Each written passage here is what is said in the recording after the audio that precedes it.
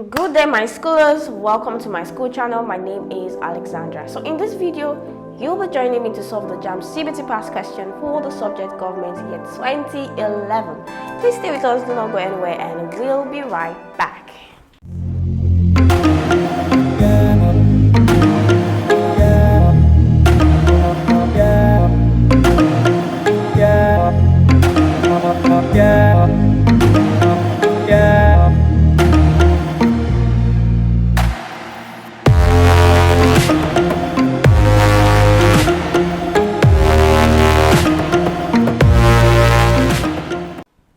Welcome back to my school channel. So right here in this video, we're solving question 1 to 25. Let's begin with question 1. The development of attitudes and beliefs about a political system is dash. So we have option A, political emancipation, option B, political socialization, option C, political participation, option D, political orientation. The answer to this question is political socialization. When we talk about or speak of political socialization, it is the process of acquiring political attitudes or belief that in turn shapes the citizens' political behavior. So in this question, it is a process, therefore it is a development of attitudes and beliefs. So the answer to this question is option B, political socialization. Question 2. Political behavior is governed by dash. Option A, political socialization. Option B, political ideology. Option C, political economy. Option D, political culture. The answer to this question is political culture. We think of culture as the way of life, isn't it? So this is the way it should be done.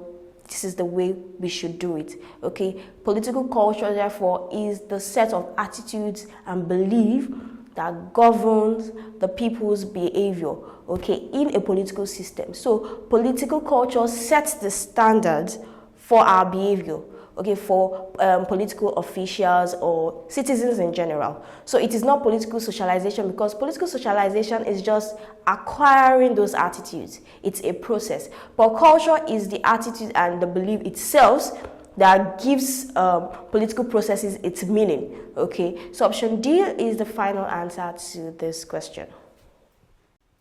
Question 3. In a nation, sovereignty is vested in the dash. Do not forget that sovereignty is the supreme power and authority of the state over the citizen. Now, the state in this context is the people in government over its citizen. Now, in a nation, do not forget also that a nation is a group of people who live in a territory with the conscious feeling of unity and oneness to seek and control or possess government. Now, this government exercises sovereignty in trust for the state. So the state is the answer to this question. If we add in a democracy, we have sovereignty is vested in the people or the electorate. But yeah, in the nation, it is the state. Sovereignty is vested in the state. So the answer to this question is option B, state. Question 4. Which of the following is a feature of democracy? The answer to this question is option D, popular consultation. Now, popular consultation here means a greater number of participation in government. Now, in democracy, decision making is reached through debates, arguments, discussion, and then the conclusion is drawn.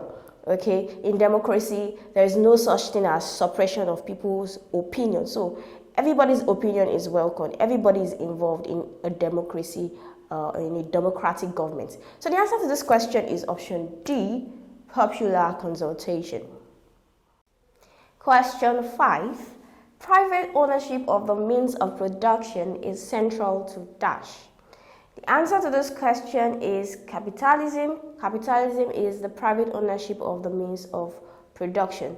That is, private individuals control the means of production. When we think of fascism, that is option A. Fascism is a form of government headed by a dictator. Okay, when we think of feudalism, feudalism is the identification of landowners with sovereignty. So you can imagine you have a land, you have power. So option D, communism. Communism is the community ownership of the means of production. So here, the community, through common ownership, collectively control all the means of production. So the answer to this question is option C, capitalism. Question 6. A system based on hierarchies of land ownership is dash.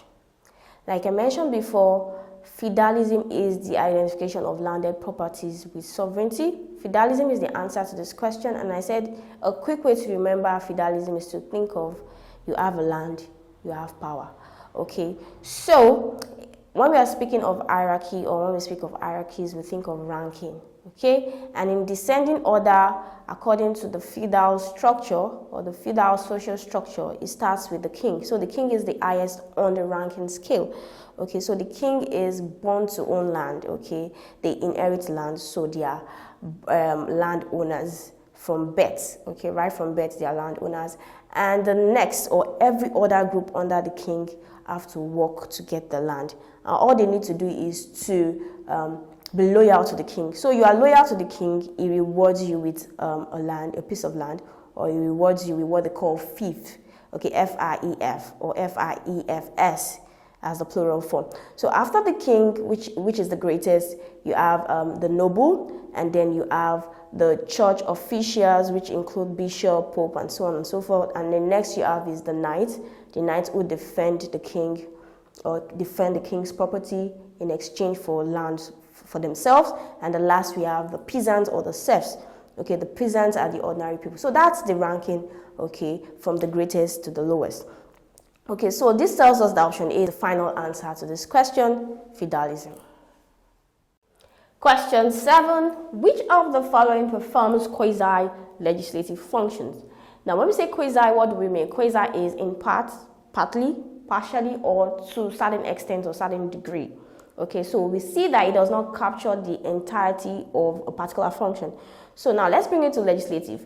Quasi-legislative is the ability to enact rules and regulations despite the fact that the agency does not have the right to do so or does not have the constitutional ability to do such. Okay, so that's quasi-legislative. Now the executive can perform quasi-legislative, and how do they do this? They can recommend bills or they can initiate bills, and these bills is given to a member of the House of Representatives.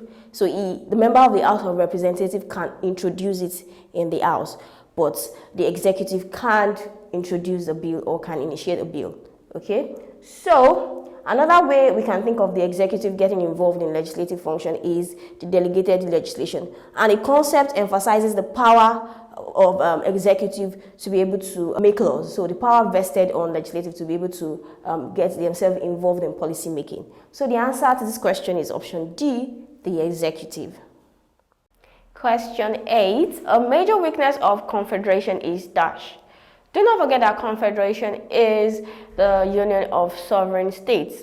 So there are several weaknesses attributed to a confederation, and these include instability, no effective central government, loose union, breaking of union, and so on and so forth.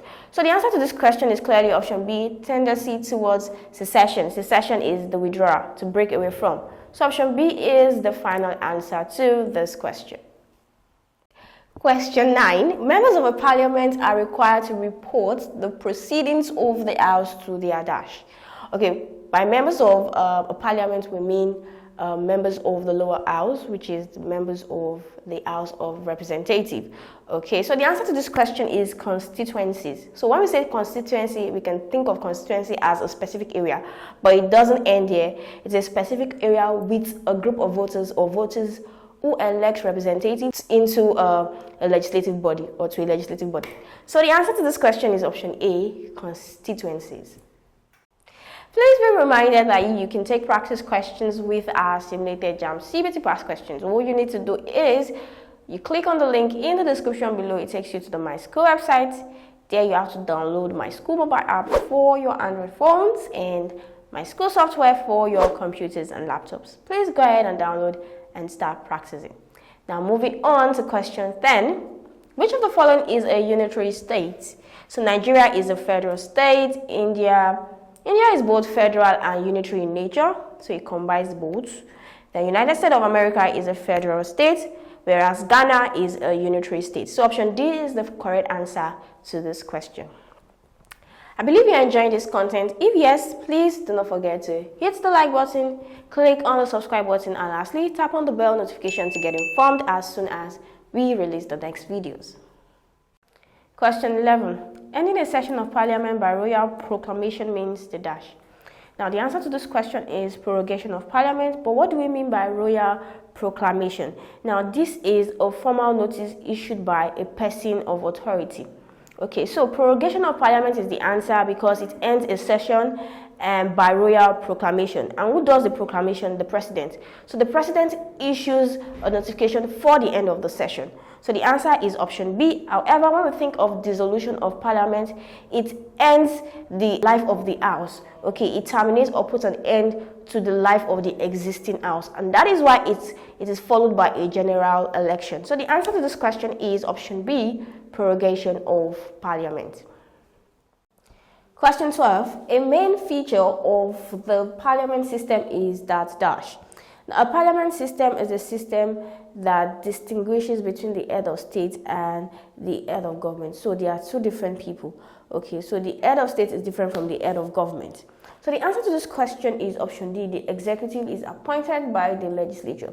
Okay, so there are several features of the parliamentary system. They include the head of state, recognizes the head of government, there's fusion of power, and there's collective responsibility, and so on and so forth. Also, the executive is appointed by the legislature. So the prime minister, which is the head of government, is appointed, not elected, appointed by the head of state, who is the queen. Okay, so he's appointed if his party wins majority of the seats in the parliament. So he's appointed. And do not forget that the queen or the head of state is usually the head of the legislature. So this makes a lot of sense. So the executive is appointed by the legislature. So option D is the final answer to this question. Question 13. In a socialist economy, private accumulation of wealth is dash. So the answer to this question is prohibited. So private accumulation of wealth is prohibited in a socialist economy. Do not forget that socialism is the state ownership of the means of production. So the state controls the means and distribution of goods and services. Okay, so the answer is prohibited because in a socialist economy, individuals are not allowed to engage in the production of goods. Personal initiatives are not allowed. So it's prohibited. So option A is the final answer to this question. Question 14. The earliest classification of constitution was the work of dash. The answer to this question is Aristotle. Do not forget that Aristotle was a 4th century BC Greek philosopher who pioneered metaphysics. He was also interested in politics and he wrote a book about it titled Aristotle Politics. And here we find that he classified constitution into two broad categories. We have the right or the ideal constitution, and then we have the wrong or the perverted constitution. Now, under the right constitution, we find that Aristotle categorized monarchy, he also categorized aristocracy, and lastly, polity to be a good, right, and ideal constitution, while he classified oligarchy, tyranny, and democracy as the wrong or perverted constitution. So it is weird to think that Aristotle was not a fan of democracy and he believed that democracy was the wrong or perverted constitution. So according to Aristotle, he believed that once a ruler becomes corrupt, monarchy changes to tyranny, aristocracy changes to oligarchy, and polity changes to democracy. Okay, so he has his own reason. He had his reason for that, which I can employ you to find out. Okay, so for this video, the answer to this question is option A, Aristotle. Question 15. Constitutionalism refers to dash. Okay, option A, the process of drafting a constitution. Option B, amendment of an existing constitution. Option C, the process of operating a constitution. Option D, strict adherence to a constitution. Now, while we know constitution as a body of fundamental principles, okay, we think of constitution as the description of the composition of a political system. This is just the body of rules and regulation. That is what we think of. Constitutionalism is quite different. Constitutionalism emphasizes a strict adherence to constitutional principles. Okay, it emphasizes the commitment of the people or the government, the attachment or commitment of the people or the government to the principles of the Constitution. So the answer to this question is clearly option D, strict adherence to a constitution. Question 16, an advantage of delegated legislation is that dash. Okay, option A, much time is saved in the process. Option B, technical issues are handled by experts. Option C, ministers and lawmakers work together. Option D, it hastens the implementation of policies. Okay, so the answer to this question is option A, much time is saved in the process. Now, what is delegated legislation? Delegated legislation is the act of transferring powers or functions to other organizations through the act of parliament. Now, there are so many advantages that comes with delegated legislation. Now, think of it this way. Imagine I have 10 tasks to perform and I get to give out or assign 2 or 3 to some other people. What does it do? It reduces the workload on myself and then it saves time. So it saves time in the sense that I have time to do other things or to attend to emergency, for example. So the answer to this question is clearly option A. Much time is saved in the process. Question 17. One essential duty of a citizen to a state is to dash. Okay, so the answer to this question is option C, pay tax. Why I consider option A vague is because it is not objective. Okay, so paying tax is a way you support the government. It is objective, and so it is the best answer to this question. Question 18. Franchise in an electoral process means the dash. Okay, so option A, right to vote. Option B, ownership of means of production. Option C, the sovereignty of a nation. Option D, rights and duties of a citizen. Now, the answer to this question is right to vote. And why is it right to vote? We know that franchise is political right of eligible citizens to vote and be voted for in any political election. Okay, so we see that option D is not complete, it's not clear. The rights and duties of a citizen to do what? To vote. So we stick with option A as the final answer to this question. Question 19. The type of party system in practice is defined by the dash. Okay, option A, relationship between the parties and electorate. Option B, structure of the political parties. Option C, manner in which the parties operate. Option D, number of political parties in a country. The answer to this question is option D, the number of political parties in the country. So, type of party system. What are the types of party system? We have one-party system, two-party system, multi-party system, and zero-party system. And how do we categorize this? One-party system simply means a single party recognized or legalized in that country. Okay, two-party system means two parties are recognized or legalized in that country. Multi means we have several parties involved. Zero party means no party at all. So it has to do with the number of political parties in the country. So the answer to this question is option D. If you have questions you would like to ask, please feel free to ask your question. All you need to do is you click on the link in the description below. It takes you to the Myschool website. There you can ask as many questions as possible and solutions will be provided to you within a short period of time. Now moving on to question 20. Pressure groups harmonize different individual concerns through dash. Okay, so when we look at the question, you see the word harmonize, and what does harmonize means? To combine, to mix, or to blend. Okay, so the answer to this question is interest aggregate, because it has to do with combining the demands of people or individuals or groups into policy programs. Okay, so interest aggregation is the activity that combines political demands of individuals and groups into policy programs. So the answer to this question is option D, interest aggregation. Do you have a better step, solution, or explanation to any of this question? Please feel free to indicate in the comment section below, indicate the question and the solutions you would like to share. Question 21. Opinion polls are organized to find out the dash. Option A, benefits derived from people from government. Option B, people's thought about a particular government policy. Option C, people's expectation from the government. Option D, feelings of people about particular issues and policy. The best answer to this question is option D. Opinion poll is a human survey of public opinion. That is, it represents the opinion of the people about issues. Okay, so we'll stick with option D because it has much more information to provide. We talk about the feeling of the people about issues and about policies, which could be government policies. Okay, so because it embraces a lot more, I'll be sticking with option D as the final answer to this question. However, we can also consider option B as and C as the likely answer, but option D is more appealing, and so we'll stick with option D as the final answer to this question. Question 22.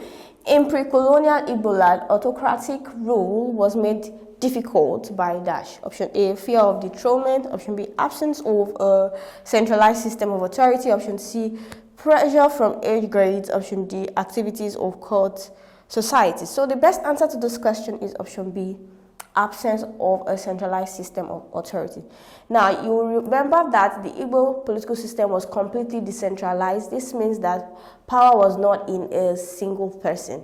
Okay, it was not concentrated in a single person. So this means that there was absence of a centralized system of government. So a centralized system of government will mean that power is vested in a single hand. Okay, and we understand that autocracy is a system of government by one person or a single person with absolute power. So there was no room for autocracy in the Igbo political system. There was no room for it. Okay, we are in the Igbo political system. We had the Council of Elders, age grades, also title holders. So there was no room for autocracy because decisions had to be made after this group must have considered it and all. So the answer to this question is option B, absence of a centralized system of authority. Question 23. The Yoruba traditional system of government was dash. Option A, republican. Option B, democratic. Option C, monarchical. Option D, egalitarian. So the answer to this question is monarchical. Do not forget that monarchy is a system of government in which a person, which is the monarch, is usually the queen, is the head of state for life.